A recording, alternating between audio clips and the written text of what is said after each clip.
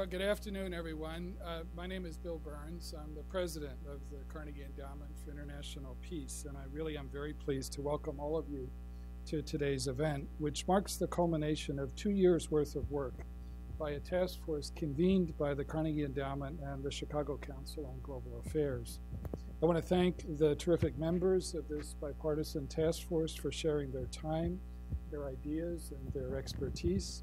In particular, I want to thank Senator Chris Murphy and my former boss and role model as Deputy Secretary of State, Rich Armitage, for co-chairing the task force, Ivo Dalder for his exceptional partnership, and Vartan Gregorian and the Carnegie Corporation of New York for their generous support for this specific undertaking and for the Carnegie Endowment's broader mission over many years. I also want to thank Andrea Mitchell, an icon of American journalism, for joining today's discussion and for her remarkable efforts over many years to help Americans understand the world and their role in it. And last but certainly not least, I want to thank and congratulate my colleagues in Carnegie's Russia and Eurasia program. You should be very proud of the work of the task force and of this report, and I'm certainly very proud to be your colleague.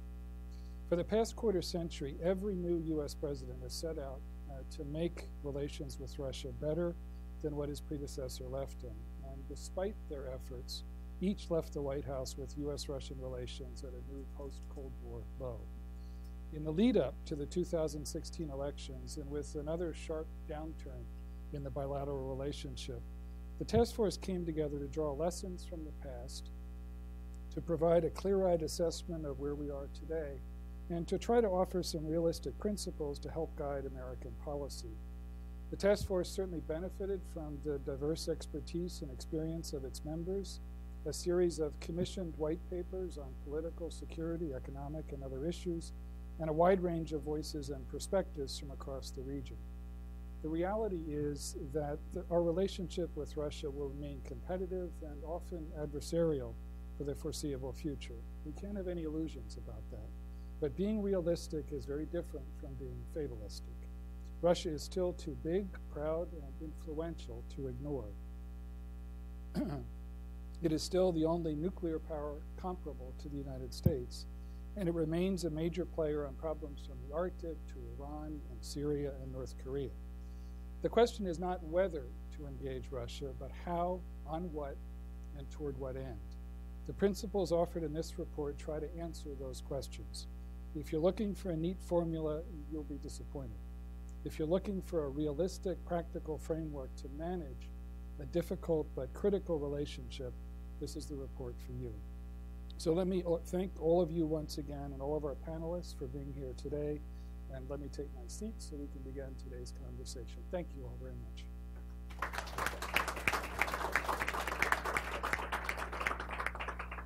Thank you, Secretary Burns. I want to just say thank you all for being here.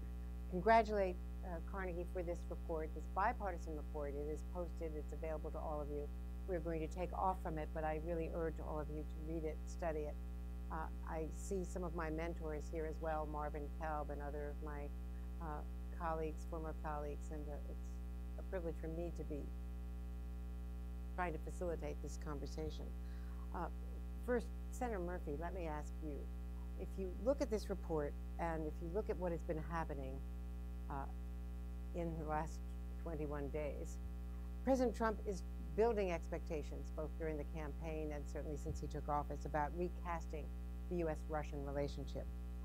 This report says that the new administration should stop feeding expectations and focus instead on managing the relationship, a relationship that is going to remain largely competitive and adversarial. Could you take off from that and your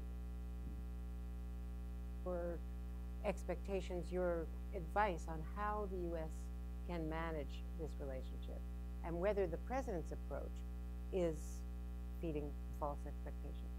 Well, Andrew, thank you very much for the question, and let me add my thanks to the staff at Carnegie, who did just a fantastic job of facilitating a group of very strong personalities around the table and put together a report that I think is going to be what I hope to act as a foundation for bipartisan consensus, which has always existed underneath the political furor of the last 21 days, and let me thank Ambassador Burns for asking me to be a part of it. You know, to be around the table with a lot of my heroes on foreign relations and international affairs was just an absolute treat. You know, we had a hearing today in the Foreign Relations Committee on the future of U.S.-Russia relations, and I described it to my colleagues up on the dais before we came on stage as, you know, really a love fest. It was Republicans and Democrats agreeing, I think, on the broad parameters that we laid out in this report, which is to understand this relationship in the context of the moment, to find compartmentalized areas of agreement, whether it be holding to the Iran nuclear agreement, working on counterterrorism, trying to remain committed to nonproliferation, and then understanding the places in which we are not likely going to have agreement, and should we find it, it would actually be counterproductive to U.S. national security and the maintenance of international norms. The future of Eastern Ukraine and Crimea as the primary example. Syria, obviously, at the top of the list as well. And so I think what we're recommending to the Trump administration is to understand that this relationship is as complicated as it gets, that you have to find those areas of agreement. And then in order to be a real world leader, you also need to refuse agreement on places where there is no common ground, right? There is no way to recast a new relationship with Russia if it involves us giving up Eastern Ukraine, if it involves us conceding to the Russian occupation of Crimea. There is no realistic path to cooperate militarily with Russia in Syria. Their objectives are not the same as ours. They may tell you at the table that they want to tackle terrorism, but in the end, they want Assad gone first, second, third. Excuse me, they want to maintain Bashar al-Assad in power first, second, third, and fourth, and they will do anything, including military activities resulting in massive civilian casualties, to get there, which harms our end goal of trying to limit the pathways to extremism for Sunni populations. So, you know, I think you'll find Republicans and Democrats in support of our report's recommendations, and you know, we're going to try to stand together on the Foreign Relations Committee as much as possible so that we can perhaps create a little bit more reasonable, nuanced landing place for the administration. Rich Armitage, what are the prospects of working with Russia, for instance, against ISIS? As Vice President Pence said this weekend in television interviews, when, by all accounts, Russia's, just to follow up on what the senator said, Russia's targets are the anti-Assad rebels, not ISIS targets. Well, I think the prospects for cooperation on ISIS are less than the Trump administration may suspect, first of all. It is true that Russia also has a problem. The Chechen terrorists, they had it historically. But I don't think that in itself is enough to guarantee any long-term cooperation. You correctly point out what's going on in Syria, the Russian support of Mr. Assad and the Iranians is directly counter to what we want to bring about, et cetera. So I think it's a very limited prospect for much cooperation. I've heard talk that the administration of Mr. Trump wants to actually separate out Russia from China, for instance, and get them to join us fully in this war on terrorism. I don't know if that's doable, first of all. I don't know if it's achievable at all. I don't even know if it's wise to be talking like that. Ambassador Burns, let me ask you, if you are sitting in Moscow, if you're in the Kremlin and you're Vladimir Putin, how are you sizing up the new American president? I mean, I guess I'd see a pretty target-rich environment right now.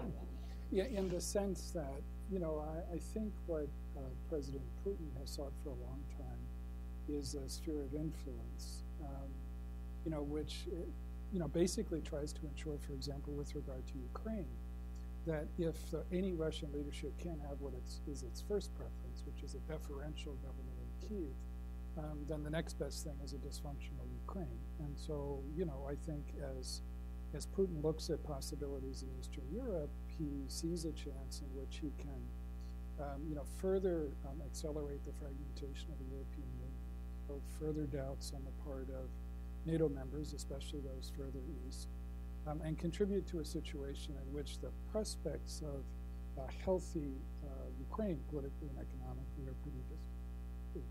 And if he can get an American administration to kind of indirectly buy into that by offering up what I think is largely the illusion of partnership with regard to ISIS and with regard to this idea of, joining forces in containing China, then from his point of view, that's a pretty big trade. But I just think we have to be very careful to see through some of those kind of superficially attractive propositions and see the reality that I think from Mr. Putin's point of view, he has no interest in sacrificing a relationship with China, which matters to him, nor does he have a lot to bring to the table with regard to, a serious struggle against ISIS, in part because, over the course of at least, especially the last year and a half, he's managed to alienate most of the 70% of the population of Syria that's there. That's going to continue to create fertile soil for Sunni extremism, whether it's ISIS or some other acronym. And Putin's motivation here, is the primary motivation the sanctions? Ivo, Gelder, if you could speak to that.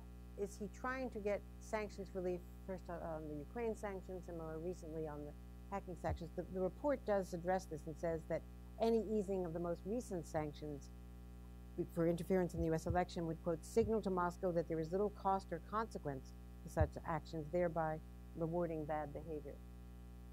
Well, I think this primary motivation is to express Russian interests, and the interests of Russia are in weakening the United States, weakening the unity of the alliance, weakening the forces of resistance to his power and interest, first and foremost in Europe, but the United States is a key element on that.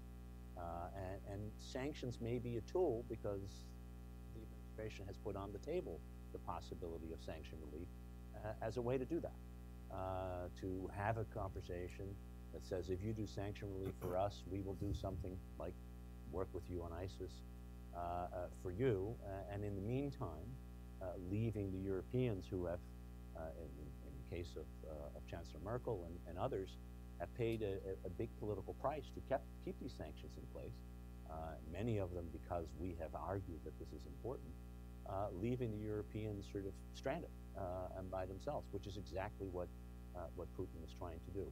He's trying to make sure that the powers that are arrayed against him are divided and weakened. That's what the Russians were trying to do for the last 40-plus years during the Cold War, and we're back into that same game. The difficulty we now have is that the president seems to be more interested in having a good relationship with Russia than having a good relationship with the allies that used to stand against him.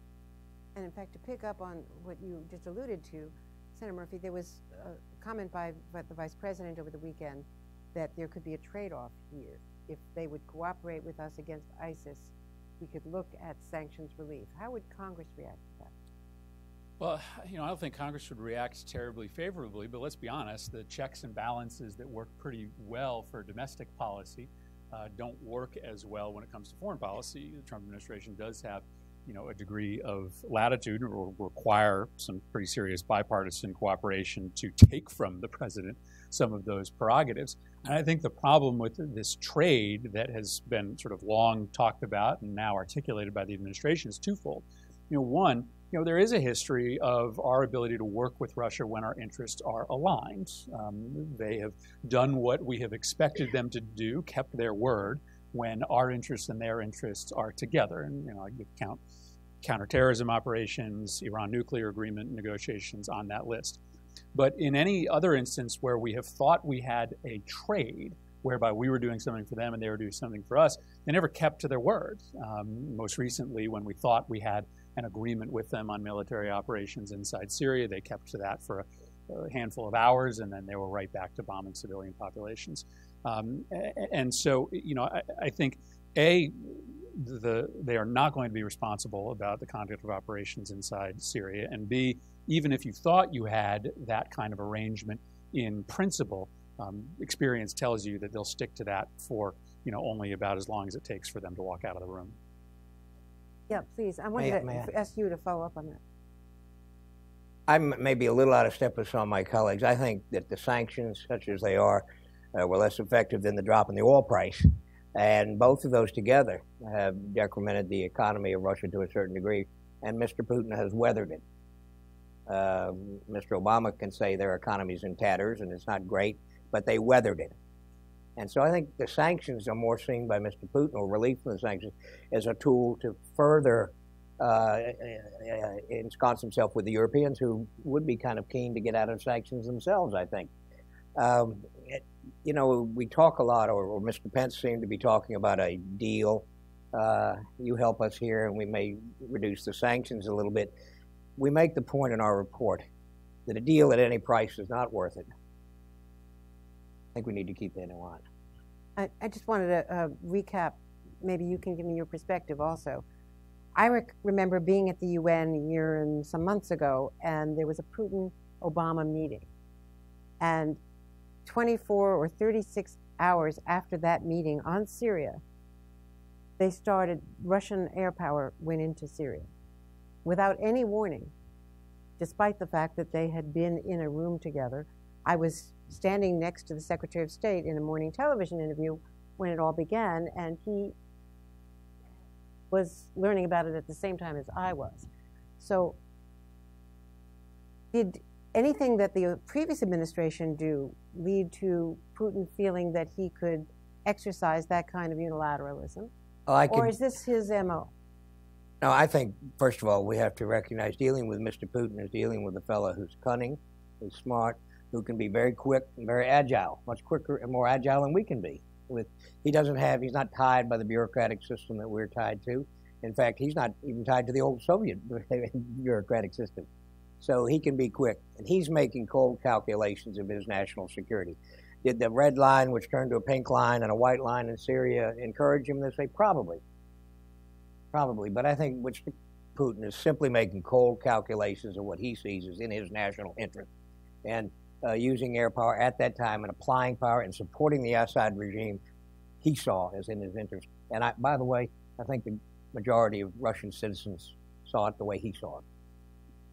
Now, there is a growing concern around the world that this new administration is not as committed to NATO and other multilateral institutions as decades of bipartisan policy.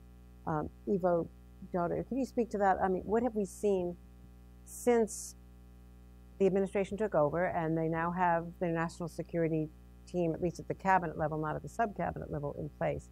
What have we seen to indicate that perhaps there was a rethinking of that, perhaps Nikki Haley's opening comments at the Security Council? Is there a reordering? Well, I think with regard to NATO, the kind of statements we've heard both during the confirmation hearings from Secretary Mattis and Secretary Tillerson, very strong statements on NATO. Earlier this week, the president finally actually uttered the words that he strongly supports NATO, which is important. It's one thing when it's in a statement; it's another thing when it comes out of his mouth. The worry in Europe is not that NATO is going to fall apart tomorrow. The worry is the question: where does the priority lie of Europe vis-a-vis Russia?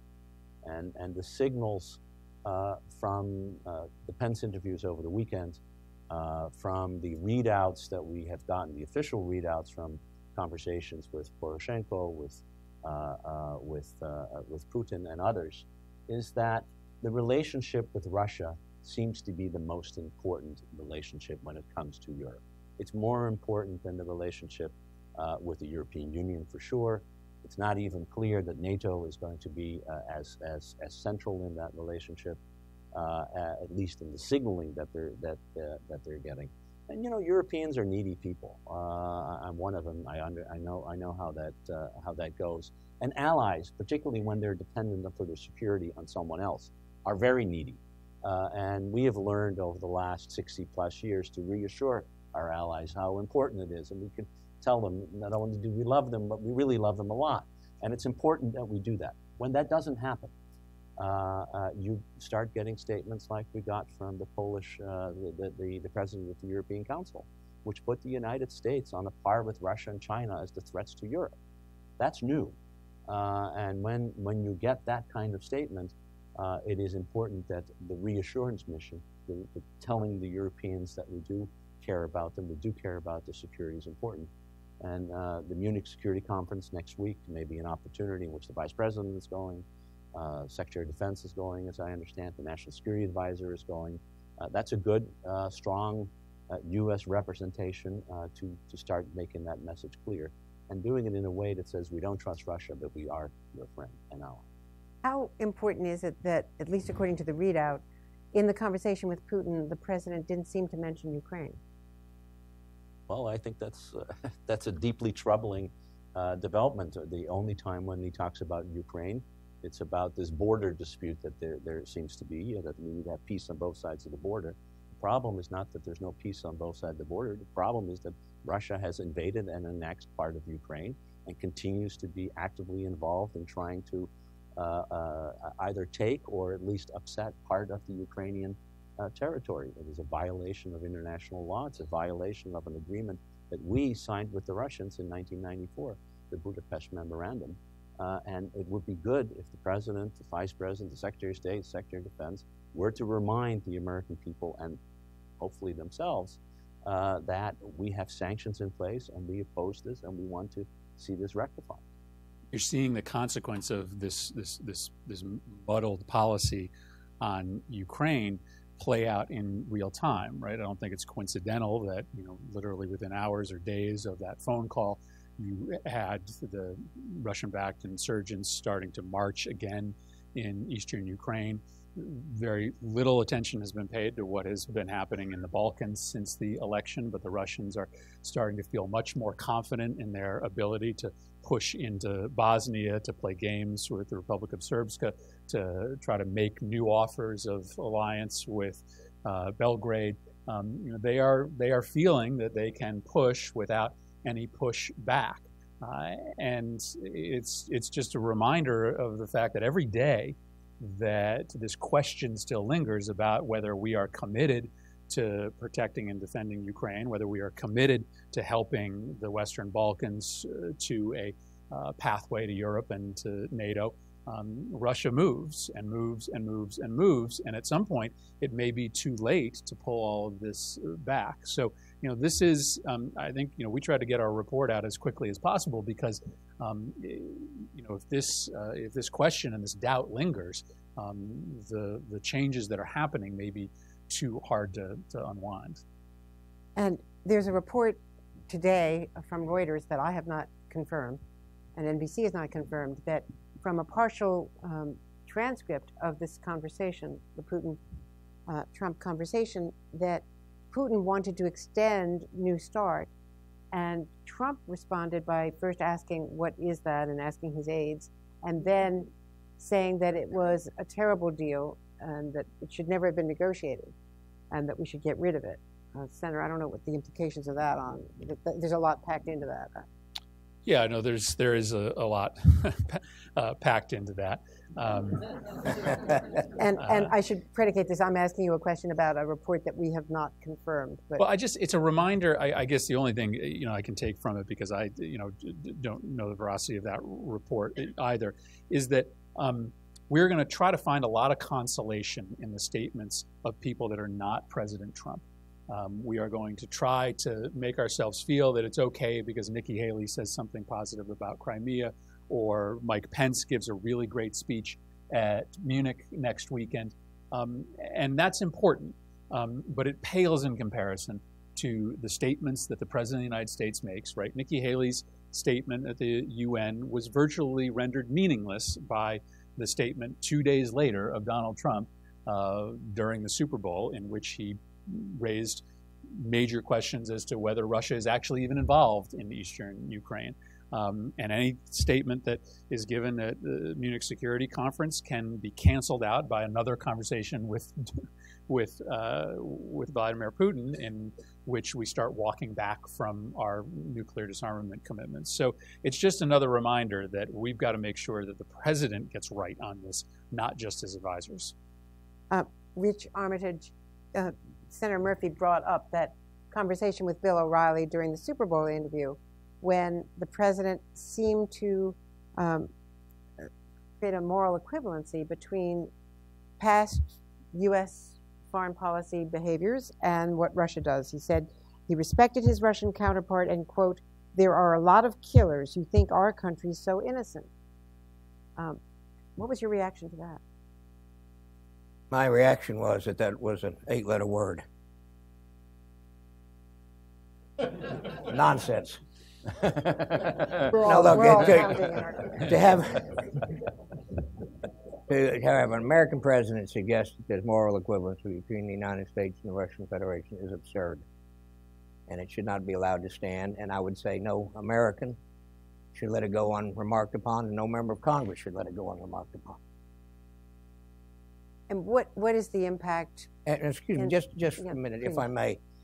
There was an implication on your comments about the New START. If it's a true story, Reuters, and if the president then did tweet that there was a terrible agreement,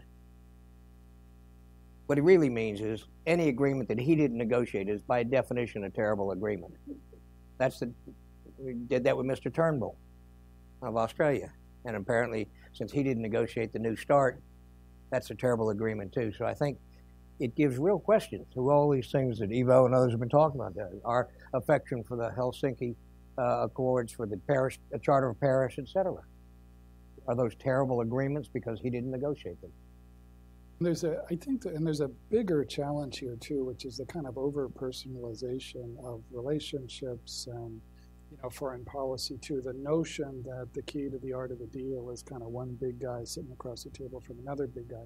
And of course those personal relationships matter enormously, especially when you're dealing with an autocrat like Vladimir Putin. But you have to get the sequence of steps right. There's a phrase that lots of American political leaders always use about remember your base. Well, as Ivo was suggesting before, that's crucial in foreign policy. Our base is our alliances and our partners around the world. By comparison to the United States, Russia and China are relatively lonely powers. They don't have that alliance system to fall back on. So it's essential to reassure our allies about our sense of purpose. And then in dealing with Mr. Putin, I think, and I'm all for engaging to try to identify, those areas of common ground that cold-bloodedly exist and be equally hard-nosed about areas of difference, but to engage in this step by step so that when two leaders meet, a lot of the ground has been prepared. Well, there are now reports that the French election might be being interfered in. Germany's election is coming up. Czechoslovakia has had issues. When are we going to see any commitment to investigate the hacking? Well, I mean, there has been an effort to investigate the hacking. The American intelligence community, made a very clear and definitive finding that the Russians had methodically and planfully tried to disrupt the election in favor of Donald Trump. Now, I think the fact that Trump politicized that by attacking that finding relentlessly for weeks necessitates Republicans and Democrats in Congress coming together and making our own finding. That's why many of us have been supportive of this bipartisan panel that would, I imagine in the end, confirm the findings of the intelligence community based upon an examination of similar evidence, and then perhaps make recommendations about what to do next. And we are very discouraged that week after week goes by and that panel, that effort has not been convened. A lot of us wonder if this is just an effort to delay and delay and delay until no one's interested in this any longer. But this is, of course, relevant to what will happen in Europe, what the Russians may try to do if they feel like they largely got away with it in the United States without A, any consequences, or B, any real fulsome political debate. Then it makes it much more likely that they'll try the same thing, perhaps successfully. And you think it's bad now. Just imagine what this would be like without Chancellor Merkel, with much more friendly Russian governments installed in other capitals throughout Europe. So yeah, we need to get this right, but our worry is that every day and week that goes on without some bipartisan consensus around how we proceed is a message to Russia that they should just keep at it. And it's not just those of us on the outside who have noticed no action. I've not seen that the Intelligence Committee has convened or started addressing this with the staff. I mean, both intelligence committees, reportedly have started to engage in these investigations, but they'll all happen behind closed doors. There will be no public accountability for what doors they choose to try to open and what they don't. You ultimately need the committees of cognizance, like the Foreign Relations Committee and the Armed Services Committee, to do work in an open setting. And Senator Corker, the chairman of my committee, has committed to do that. But the hour is getting pretty late before it is pretty hard to pick up a trail that is growing cold by the hour. There has been talk before, as the people in this new administration would point out, talk before of a reset with Russia by the previous administration and the previous administration to that. The report states that rather than pursuing a new reset, the incoming U.S. administration should try to break out of this boom and bust pattern by focusing on careful management of deep-seated differences with Moscow. Rich Armitage, how do you do that? Well, what we suggest you do it by concentrating on managing your way through these problems, by judging yourself on how well or how poorly you manage these problems. Every president since Bush 41 has started on a real high with the Russian Federation and then had their hopes dashed. Mr. Bush 43, the same. And Mr. Obama with the famous reset. So rather than gimmicky resets or something of that nature, we suggest that the careful management, recognition of our differences, recognition that these are huge differences. Our narrative about the Russian Federation and their narrative about us are completely opposite. We have to understand it. That being the case, we have to manage where we can, take care of those critical issues, particularly ones involving cyber, as Senator Murphy mentions, and particularly ones involving military. We've got to carefully manage our relationship with Ukraine. We've got to base all of this management on principles. They're not principles that are unknown to anyone in this room, but we just restate them because we're aware we have several audiences. It's not just the 300 or so of you who are here, and it's not just the Russian Federation, it's not just the Congress, it's the American people, it's NATO, it's our European friends, it's people who are cheek by jowl with the Russian Federation. So we've got a lot of targets that we tried to hit with this report. Secretary Tillerson, during his confirmation, said that if there continues to be aggression in Ukraine, that we should consider a more robust policy. It's not clear, maybe you, Senator Murphy, from that hearing, what he means by that, but does he mean U.S. arming of the rebels? Well, Secretary Tillerson's comments in that hearing, which he also made behind closed doors to many of us, were interesting. He said that had they been in charge, they would have marched the Ukrainian army right up to the border immediately upon the taking of Crimea and provided it with some level of major American support. That's a curious statement, A, because the Ukrainian army was not in a position at the time to be able to credibly defend that border, and B, it suggests that they would have provided some level of security guarantee to the army had they made that move, which would, which would have been very complicated and confusing given the status of the army at the time. So, Tillerson has talked a tough game here, but again, it sort of stands in direct contrast to the way that his president has talked, and that is sending these unbelievably confusing messages to our allies that may continue to be compounded as his cabinet tries to make up for his weakness on Russia with very strong sounding statements that just end up creating a big sort of confusing mess. Bill Burns, from your recent experiences, can you describe the process as we see this cabinet evolving, the National Security Cabinet, and debate over the memo on how the Principals Committee should be structured? The importance of having the State Department at the deputy or principal level weighing in on some of these decisions, the importance of having state and defense and homeland weighing in on the executive order on immigration. Well, I mean, I'd be the last person to argue that, sort of career people in these institutions, wisdom, but there's a lot of experience there, not only in the formulation of policy or the making of policy choices, but especially in the execution of policy. That makes a lot of sense to pay attention to. And I think the immigration executive order and the kind of chaos that flowed from that decision, which in itself I think was un-American and strategically deeply counterproductive, but then the chaos in its implementation reflected the fact that there didn't seem to be any kind of thorough systematic process to think through, how you took steps A, B, and C, and what were the second and third order consequences. And I think that, that was a big mistake. And I think that, the immigration executive order, which in itself I think was un-American and strategically deeply counterproductive, but then the chaos in its implementation reflected the fact that there didn't seem to be any kind of thorough systematic process to think through, how you took steps A, B, and C, and what were the second and third order consequences. So that was a pretty graphic illustration, I think, of the problem. How much of this flows from the National Security Advisor? How much does it potentially flow from the outsized influence of top strategists like Mr. Bannon? Well, I mean, I think, you know, the best processes that I've seen over the years are one where people understand their roles, where President, for example, President Bush 41, who was experienced in foreign policy, knew how a system should work, you know, put in place a system with Brent Scowcroft as National Security Advisor, and a range of principals who understood their roles. They debated with one another, they disagreed with one another, but it was as systematic a process as I've seen. And, you know, they were dealing with some of the most consequential events we've seen in the last 30 years. So that's, you know, not every system is going to be ideal, but that's the way the system should work, it seems to me. Ivo, we talked about Europe and the allies and levels of uncertainty.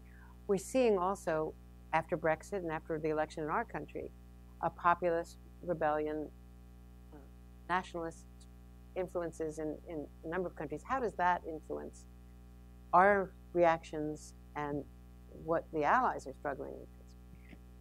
It's a very important question in twofold. One, there's a Russian element in here. Russians have, for quite a long time, been supportive of populist nationalist movements throughout Europe, in the East, in the South, and in Western Europe. They financed some of those movements. They loaned money to Marine Le Pen's National Front, and a whole variety of other ways in which the Russians are playing to weaken the fundamental basis of the democracies in these countries. But importantly, the populist movement not only won in Brexit in the UK, but it now also won an election here in the United States, and we are seeing from Mr. Bannon and others the kind of support coming out for populist movements in France, not yet in Germany. The populist movements aren't that strong in Germany, but in the Netherlands and in parts of Eastern Europe, where the established governments are asking the question, well, whose side are you on? Are you on the side of the governments that have long been part of the NATO alliance, of the European Union, and has been part of an American policy to have a strong, united Europe, or are you on the side of those who want to undermine the European Union, who would like to see a weaker Europe, who would like to see countries like France to withdraw from the European Union, if not from NATO itself? And that creates a deep disquiet, I think, in many European countries about where is the United States, not only with regard to Russia, but frankly with regard to themselves and the European Union. And again, it's not just statements during the campaign. These have been statements in the last few weeks from the president himself in his interview Times, where he attacked the European Union and Chancellor, and since then from people inside the White House. So there is a disquiet in Europe about where is the United States. They're now talking about a post-American Europe. We haven't had a post-American Europe since 1941, and before that wasn't a very pleasant time for European history. Speaking of 1941 and the decade that preceded it, how does the slogan "America First" resonate in Europe? Well, I'm from Chicago, and the American First movement was very strong in that part at the time, so we remember it well. I mean, there's a disquiet. There's a disquiet about the United States that since 1942, but practically speaking, since the late 1940s, has been sort of the linchpin of European security, the linchpin of European prosperity, the linchpin of European unity. The European project is as much an American project as it is a European project. And the United States is walking away from that. And the Europeans are saying, well, not only what about us, but are you actually actively opposing what we're trying to do? So it's a tough time. And America First seems to remind people that maybe we're going back to an American foreign policy with regard to Europe, with regard to the rest of the world, in which the centrality of alliances, particularly of the Euro-Transatlantic Alliance, is less than it has ever been in the post-war history. Rich Armitage, do you want to comment on that? I think that America First is understood differently in different parts of the world. In Europe, just as Ivo said, here, I don't think most of our public has thought beyond America First must mean putting America's interests first. That's not quite what the meaning is, I don't think. You know, we've always been, in my view, Americans have always been reluctant internationalists. But at the end of the day, we do come down on the side of being involved in the global good. I think and have to have faith in our population at the end of the day, after analyzing all the different options, this is where we'll come out. Certainly, this is where our business community comes out. They realize we have to be part of the broader world. Recently, our clergy has come out and started to realize that we have to be part of the broader world in terms of supporting immigration. So I think over time, I think the better angels of our nature, to paraphrase Mr. Lincoln, will be shown. Senator, the report says that the interests of Russia cannot take precedence over the interests of Russia's neighbors, who are our allies. How do we play that out in U.S. policy if there's not a real commitment to that, or an organic commitment by the president? Yeah, well, you know, of course, you know, we're all very, very worried that what Putin is going to ask for is this sphere of influence that we've been talking about, and that through some vague commitments he will make on Syria policy, that he'll get that sphere of influence. And that would, of course, be disastrous, because it's not just about what would happen in the countries that right now are sort of teetering on the ability to be sovereign and independent or under Russia's thumb.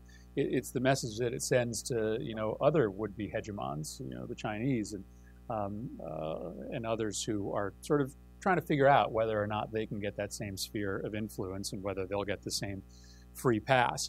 And of course, it begs for Congress some really important questions. You know, we've passed for the past few budgets this European Reassurance Initiative, which is, you know, a pretty big package, $3 billion or so, and forward deployment of U.S. forces. But if you really want to pay attention to these countries on Russia's periphery that are, you know, making decisions about whether they're going to lean our way or whether they're going to lean into Russia, you can't view this question only through a military lens, right? There has to be a diplomatic and an energy policy European Reassurance Initiative, right? You've got to offer them some real tangible benefits to joining with Europe and the West. You've got to help them become energy independent. You've got to help them work through anti-corruption programming.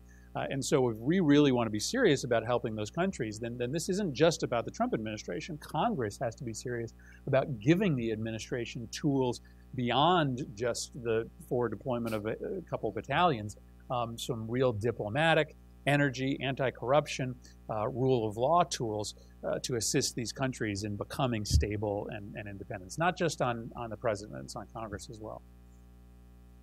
Bill, one of the things that we've learned from the Russian hacking of our election, and from what happened with previous hacking, even of the State Department computers and the White House computers in June of 2015, is that Russia, from my reporting at least, is more sophisticated than China or any of the other state actors.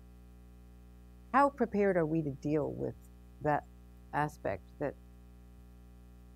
with cyber, in terms of counteracting that effect? Yeah, not nearly well enough, I mean, is the short answer, with regard to the challenge posed by Russia, but also China and other players too. You know, more than 60 years ago in the nuclear field, at a moment when you had this hugely important new phenomenon, you had no rules of the road. We managed, along with the Soviets and others, to basically build rules of the road. Deterrence meant something in that context. It's going to be infinitely harder to do with regard to cyber, because in that era, governments had a monopoly on this new phenomenon. Well, governments don't. There are a lot of non-governmental players too. But it's going to be a huge challenge, and I think the Russian hacking in our elections is just the latest and most vivid reminder of that. So we have a lot more work to do in terms of cyber defenses of our own infrastructure in this country. I think it was very important for President Obama to do what he did in terms of sanctions in response to Russian hacking. But I think we've got to try to create the circumstances in which you can have a more serious conversation over time with the Russians, with the Chinese, about those rules of the road. You know, what's out of bounds in terms of critical infrastructure? Because otherwise, you know, lots of players around the world are going to be increasingly vulnerable. Senator, one of the complaints from the White House continually is that Democrats have been slow walking confirmations, therefore they're not up to speed. I think any reporting would counteract that and say, well, the NSC positions are not confirmable positions, and you've been slow on that. Some of my reporting is that a lot of this had to do with the firing of Chris Christie and the transition, and so they started from scratch. But for whatever reasons, they have an argument that there aren't deputies in place, that they don't have confirmed positions. How far behind do you think they are in terms of staffing the key positions at the State Department and elsewhere? Well, they're incredibly far behind, and of course they've compounded their problems by getting rid of career civil servants who could have remained and helped build a more functional relationship. The idea that Tom Countryman was taken off of a plane on his way to represent the United States abroad, is outrageous, given the fact that, as we identify in our report, one of the few ways that we can actually have a functional relationship is on nonproliferation. We literally yanked our nonproliferation civil servants, career public servants, off the field, made the problem even worse. They've compounded it by being very slow in filling positions that are non-confirmable, and slow in sending us confirmable positions beyond the cabinet.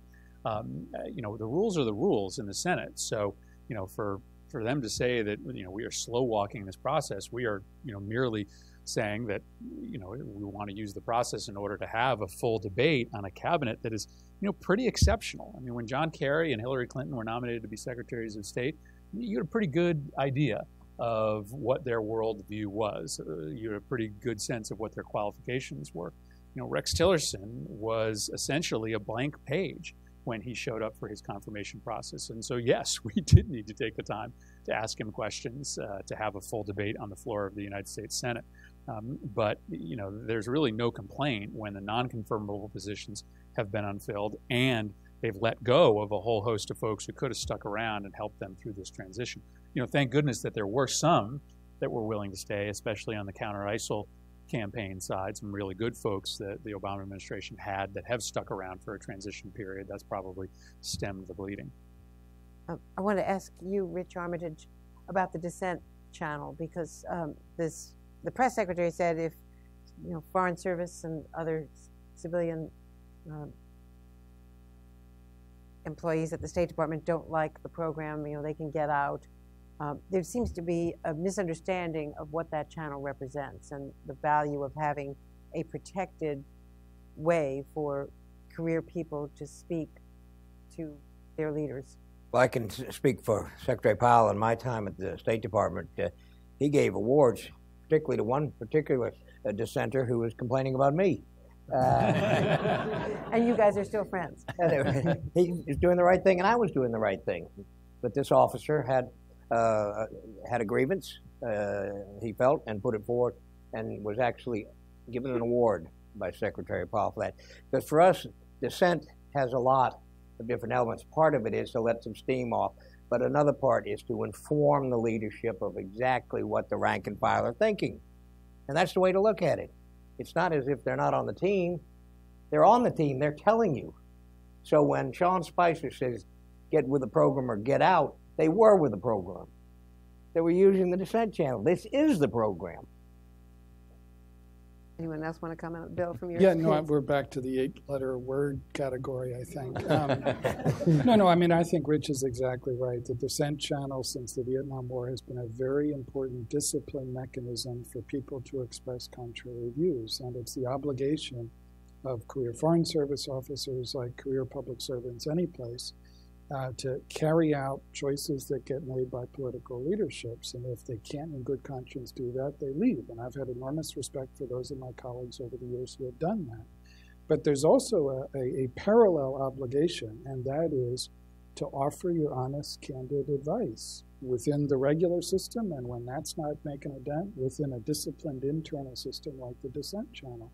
People need to speak up about issues like that, and this is one way of doing it. Now, I know we want to take questions from this audience of very experienced people, so please have at it. I think we have microphones that are going to be so that our friends in the C-SPAN audience can hear as well. Thank you. Very much. I'm Oksana Shulyar, DCM of Embassy of Ukraine. Thank you very much for these great efforts and for leading this great effort on Ukraine. It's very important at this time to keep focus on Ukraine, and thank you, top of the Embassy of Ukraine. Thank you very much, Senator Murphy, for your very strong position on Ukraine, for co-sponsoring Countering Russia Hostilities Act, which has parts of the Stand for Ukraine Act, very important initiative and a very good signal for Ukraine. Thank you for signing a letter to President Trump, which was signed by 26 messaging for Ukraine. My question is that once we see now more concrete shaping of this foreign policy by the new administration, do you see a way to while shaping the policy, to actually evaluate countries which are considered for being partners or not being partners, and look into the performance, the economic performance in these countries, performance on the delivering reforms, anti-corruption initiative? For instance, Ukraine is a country that came up of a 10% drop in GDP from recession to growth amid the devastating war. The country that actually have delivered on certain reforms, and actually with the great help of the United States. So this is a success story of the United States, which can be taken further by the new administration. So how do you see this? Well, I mean, my position that I've tried to advance in the Senate has been this. One of the ways in which Russia tries to undermine support for Ukraine in Europe, in the United States, is to try to weaken it internally to make economic and political reform harder. So Russia tries to undermine efforts at political and economic reform, and then trot out the argument inside Europe that, well, Ukraine isn't moving fast enough, and so why should you continue to support them? So to me, well, we need to continue to press Kyiv and Poroshenko and others on pushing with reforms. We also have to understand that there are countervailing forces inside that are making it difficult to move as fast as many people would like. And so I worry, we haven't heard this yet from the Trump administration, but I worry that the Trump administration will use that line that if we don't see massive, quick reform on a variety of measures, then we can't be partners any longer. We should expect paced reform, but we should also understand that there are reasons why it may not go as quickly as we would like. If I may, I think I'm the first sinner when it comes to Ukraine. The reason I say that is Ms. Connolly and I had together in 1990-91 were delivering assistance to Ukraine. And Republicans, Democrats, EU, none of us insisted for 20 years that Ukraine follow through on the necessary reforms, whether it's Kuchma government or anyone. So in a way, we let Ukraine drift, and we let forces develop in Ukraine that are somewhat against reform and oligarchs and the rest of it. So the first thing I'd like to say is that I think we all didn't do the job we should have done regarding Ukraine. But the second point is, I hope, as Senator Murphy does, that we continue assistance for Ukraine. We continue discussing and jawboning where necessary, our European friends to continue. But everyone has to realize we're looking at a generation of reform before Ukraine can take a proper place, I think, on the regional stage. It's not going to happen in 3 or 4 years.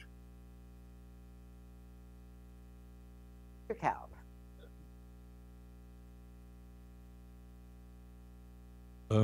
The question I have relates to President Trump, and I'm not asking any of you to be a psychiatrist, but the president has fancied himself a great deal maker.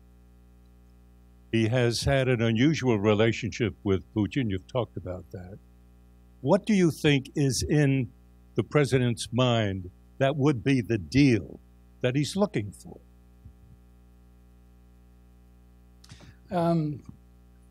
It's a really hard question to answer. I mean, I guess it seems to me that there are a couple of obvious priorities that you hear from the president or in the election campaigning now.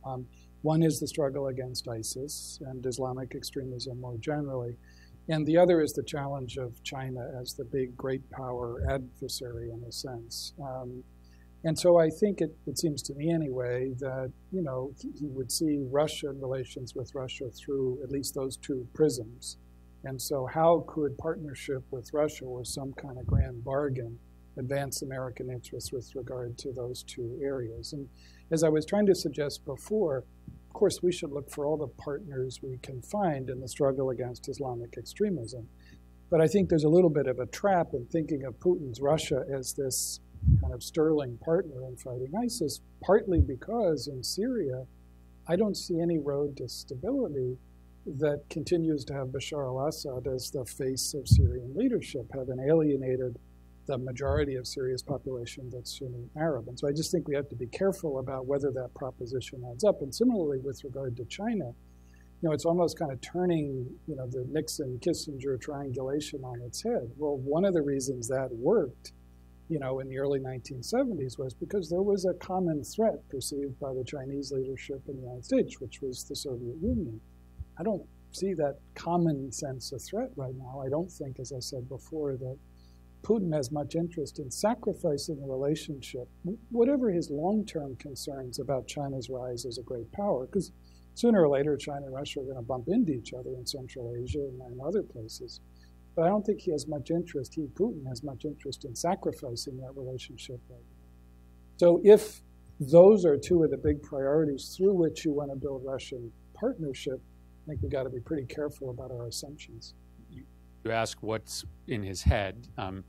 One of the things that may be in his head are the massive Russian investments in the Trump business empire. And I don't say that to be political, I just put that on the table. We have major unanswered questions about what the relationship is between Trump and maybe not the Russian government, but major Russian economic players. There is a reason that he didn't make public his tax returns. We don't know what that is, but clearly there was something very embarrassing in there. I know that both the House and the Senate Intelligence Committee are right now taking sort of baby steps to try to understand some other even more nefarious connections that may exist. But you have to be, I'm simply referencing the story over the dossier. I think you've got to put this on the table as significant unanswered questions, because as we try to understand the motivation, it is a very different thing if the motivation is to try to reset a relationship with Russia on a different set of terms versus trying to stay on good relations with a country or a set of players that have significant effect on your personal financial wealth. And if I could just add, one of the challenges for us as reporters is he seems to be operating from a different set of facts. When he talks about aligning the U.S. with Russia against ISIS in Syria, he doesn't seem to factor in Russia's connection to Iran, for instance. So he's not looking at the same map that we're all looking at in terms of these other relationships. Jessica.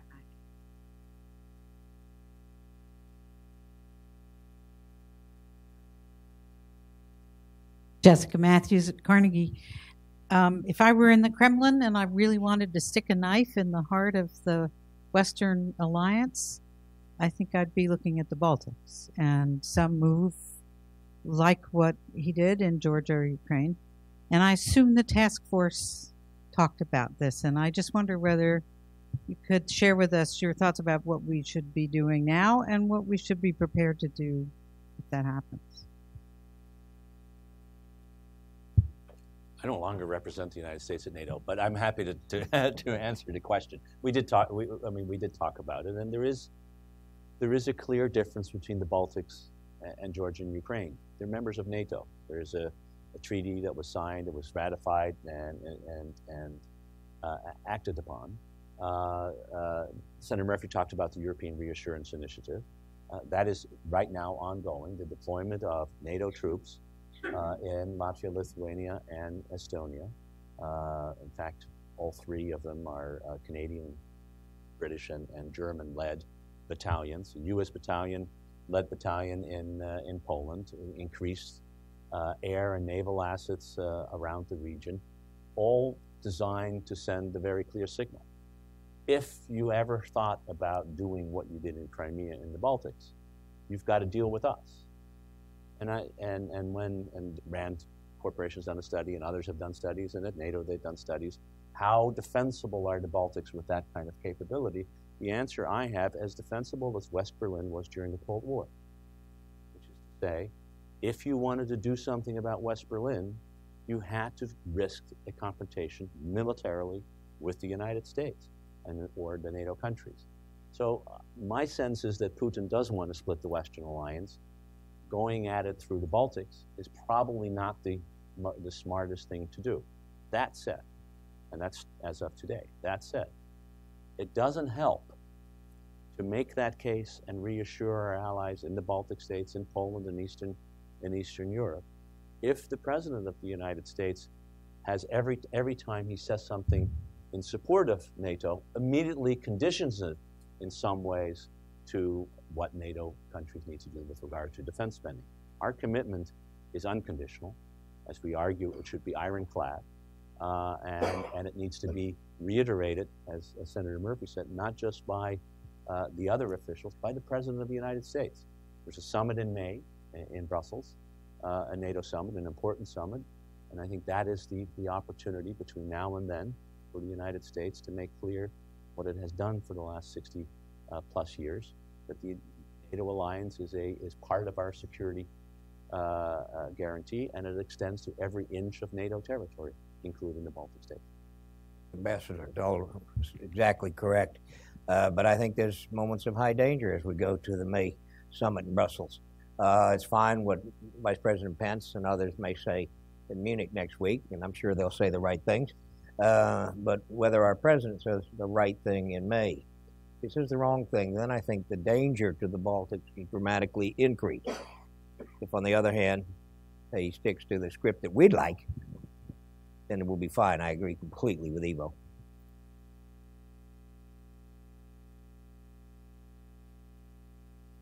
Thank you. Marisa Lino. At what point, I don't know enough about Russia, at what point does Putin overreach? He's spending an enormous amount modernizing his military. In addition to what is going on in Ukraine and Syria, etc., he's reopened bases in the Arctic. He's been exercising at a pace unlike the past. At what point does he overreach, or is that not within the scope of internal Russian politics? Russia of its history has demonstrated a pretty strong record of being able to muddle through and endure lots of different hardships and challenges. So I wouldn't underestimate that. But I do think it's important to keep a perspective about Putin's Russia, which, as Rich Armitage was saying before, has been tactically really agile. Putin's been willing to play rough in areas where others haven't been, and so has been able to seize some pretty important advantages, whether it's in Syria or other parts of the world. But he's operating from, an inherently weak economic base right now. He's got an economy that's one-dimensional. It's built way too much around hydrocarbons. When he was surfing on $110 a barrel oil, there was a moment when he could have diversified or begun to innovate in the economy, and he chose largely not to do that, in part because it would have undermined political control, which is what matters most. Demography is still a challenge for Russians when you consider that, the only part of the population that's really increasing is in Muslim majority parts of Russia, the North Caucasus and in Tatarstan. And my last point is demographically, when you consider that, in all of the space on the Earth that runs from the Ural Mountains through Siberia and the Russian Far East to the Pacific, there's only about 35 million Russians, sitting on just about everything on the periodic table of elements and looking across a very long border at 1.3 billion Chinese. So there are lots of reasons for longer-term insecurity in Russia and about Russia, because a increasingly fragile Russia poses its own sort of strategic challenges for the United States.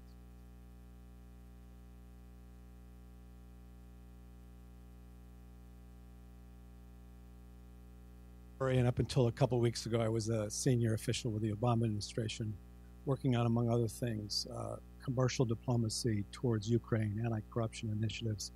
So a question for you, Senator Murphy, in light of the real risk that you described, which is that the leadership in Kiev may not take sufficiently strong action, show enough political will to demonstrate that they are serious about their own governance reforms and establishing economic sovereignty and building an economic model based on the private sector.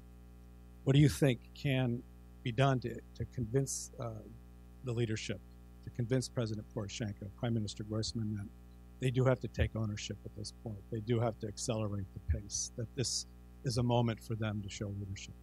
Well, so I think that's the $64,000 question, right? Because Russia's dream is for the United States and Europe to become so frustrated with the pace of reform inside Ukraine that we leave. And so, you know, we have to set up a scenario in which that is not the outcome. So how do you get there other than simply using a cudgel?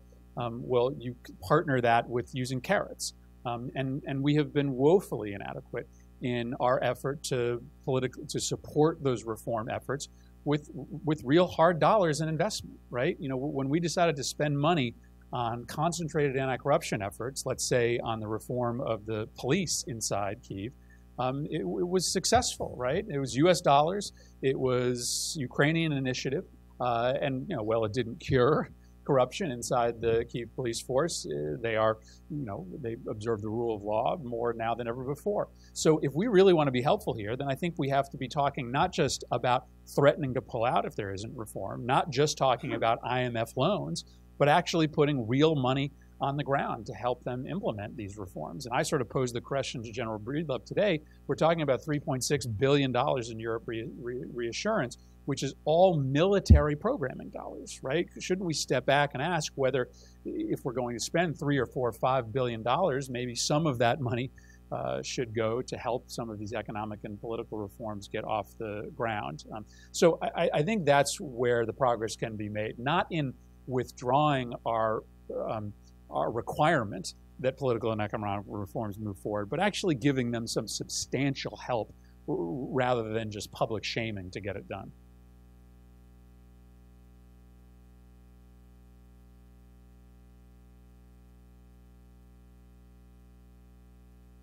Thank you. Jim Holmes, retired Foreign Service.